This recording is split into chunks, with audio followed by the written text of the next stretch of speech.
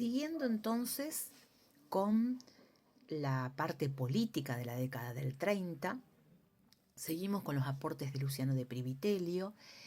¿Qué es lo que van a encontrar en el texto o ya han encontrado al hacer su lectura? Bueno, él intenta describir cuáles eran las condiciones del momento, los protagonistas del momento. De hecho, un protagonista que se va a instalar en el país como actor principal y que lo va a hacer durante muchísimas décadas, hasta el año 83, va a ser el sector militar. El ejército se instala como el gran protagonista en la política argentina. ¿Cómo es esto? Bueno, ahora lo vamos a explicar. Entonces, por un lado, va a hablar de la cuestión del ejército, de la cuestión militar. Por el otro lado, va a abordar la cuestión de este primer partido de masas, que había sido el radicalismo, que ahora es desplazado del poder. Vamos a ver cómo se desarrolla su situación, cuál es su proceder ante la nueva política del 30. ¿Qué otra cuestión va a hablar de Privitelio que me gustaría que ustedes observen? Acá lo anoté. La cuestión de la sucesión electoral y el fraude. Inmediatamente cuando a uno le mencionan la política del 30 en la Argentina, uno enseguida la asocia al fraude. ¿Por qué? ¿Cómo se instaló el fraude electoral? También lo leen en De Privitelio. Y finalmente, cómo la década del 30 se va a desencadenar en los últimos gobernantes que van a ser Ortiz y Castillo y va a terminar en un nuevo golpe de Estado que va a ser en 1943.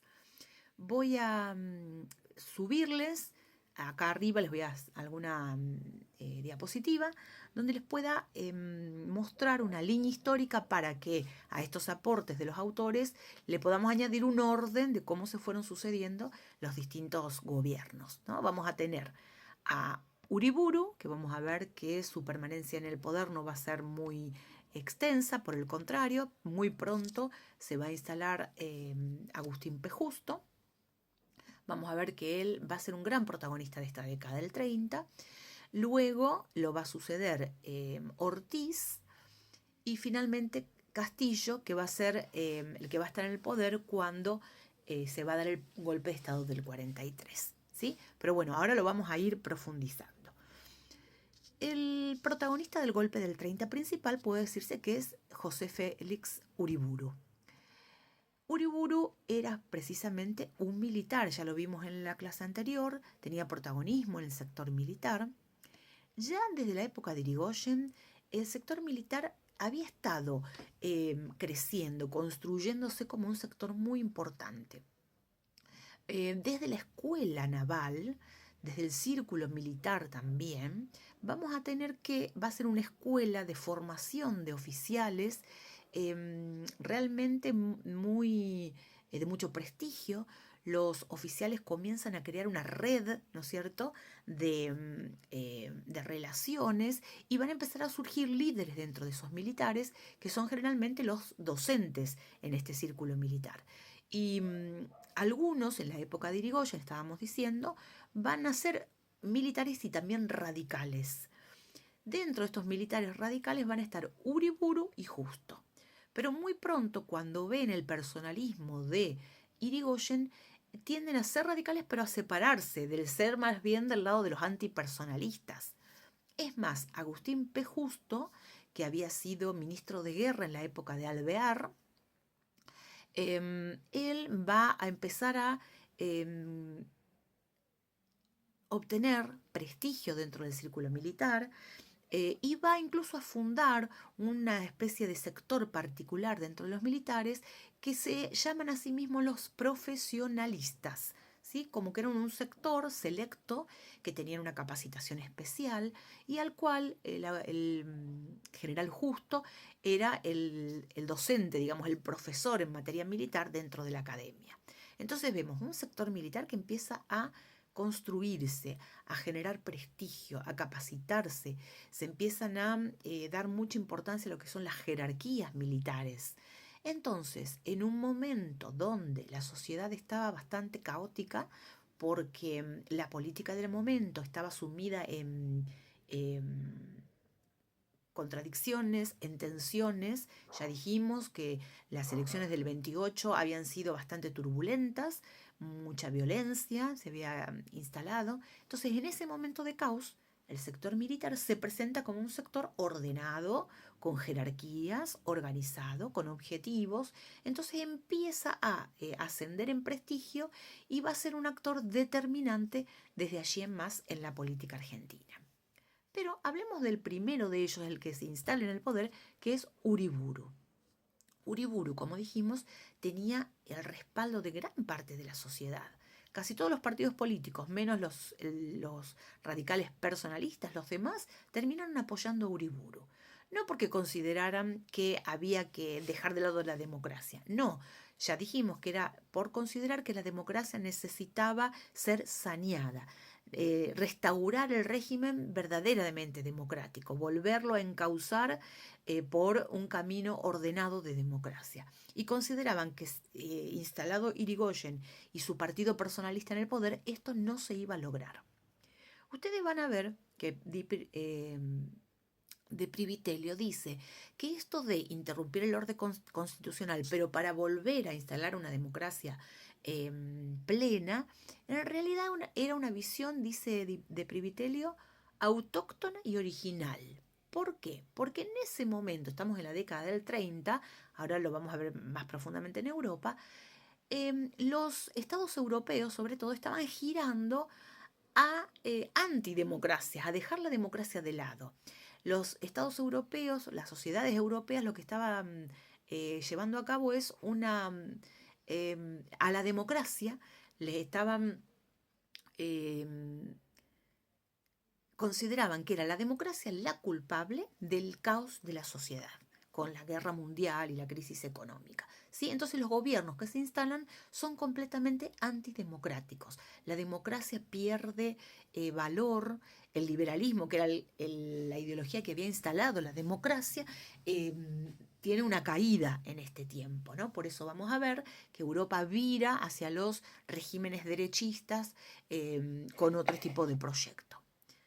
Uriburu veía con buenos ojos estos proyectos fascistas, ¿sí? Porque eran proyectos fascistas. Admiraba, muchos de los militares del momento, admiraban a la Europa fascista. Entonces van a intentar, y Uriburu tenía un proyecto similar a estos fascismos, que sería el proyecto corporativo. Este es un concepto que tienen que instalar.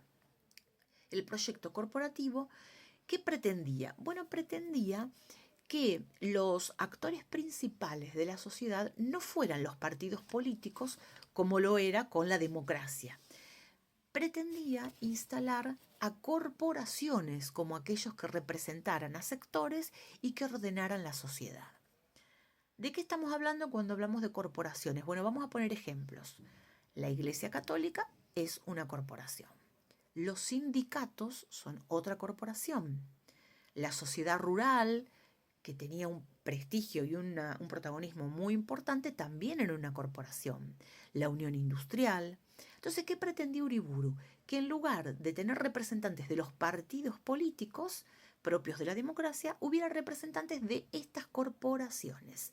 Por eso se hablaba de un proyecto corporativo, dejando de lado la base de la democracia, que son los partidos políticos como expresión de la voluntad popular y de pluralidad. Sin embargo, su proyecto corporativo, que como dijimos tenía mucho que ver con su mirada de lo europeo, no prosperó. La diferencia de Uriburu con los proyectos europeos es que en Europa, además de estos proyectos corporativos, también le daban importancia a la movilización de las masas, como lo vamos a ver después en el nazismo, en el fascismo italiano, con Mussolini. Acá va a tener un proyecto similar, una mirada muy parecida, pero no se va a basar, no va a tener, no va a ser importante o no va a estar apoyado por las masas, ¿sí? ¿En qué va a estar apoyado? En el ejército este proyecto. El tema es que Uriburu no tenía, dependía de esta variable militar, pero él no era el más poderoso, no tenía el control de todo el sector militar, no lo controlaba. Más bien el liderazgo dentro del sector militar lo va a asumir otro general que va a ser Agustín Justo. Entonces, va a sucumbir Uriburu a los clamores de los sectores que dicen, bueno, se instaló en el poder, se desplazó a Irigoyen, al personalismo, pero ahora hay que restaurar la democracia, hay que volver a las elecciones, ¿sí? En el 1931, allí inmediato, hay elecciones. ¿Y qué sucede? Ellos pensaban que la ideología radical como que había disminuido, pero no era así. Las elecciones arrojan como resultado el triunfo del radicalismo nuevamente y de Alvear. ¿eh? Entonces, ¿qué hace Uriburu cuando ve estos resultados? Bueno, lo que hace es desconocer las elecciones, lo que hace es anularlas a estas elecciones y despojarlas del triunfo y vetar la candidatura de Alvear, con la justificación de que estaban actuando de manera antidemocrática. ¿Sí? Entonces, esto fue el fin para Uriburu porque no pudo generar ninguna concordancia, ninguna alianza, e inmediatamente las elecciones mostraron que el radicalismo seguía vivo y seguía con mucho poder. Entonces, el sector conservador que lo había apoyado, prefieren que se retire del poder y que llamen a elecciones, se vuelve a ir a votaciones, pero el Partido Radical, ¿qué postura toma? Se abstiene. Se abstiene porque dice, no vamos a ir a votar si nuestro representante, que en este caso era Alvear, es vetado. ¿Sí? Entonces estas elecciones son ilegítimas. Entonces durante gran parte del 30, sobre todo esta primera parte, la postura del radicalismo es del abstencionismo en materia política, por considerar que se lo estaba proscribiendo a sus líderes, que se los estaba desplazando y que entonces no era una votación legítima. ¿Sí? Vamos a continuar ahora en el próximo video, ya que el proyecto de Uriburu no prosperó, cómo sigue la política argentina y cómo el gran protagonista va a ser Agustín Justo.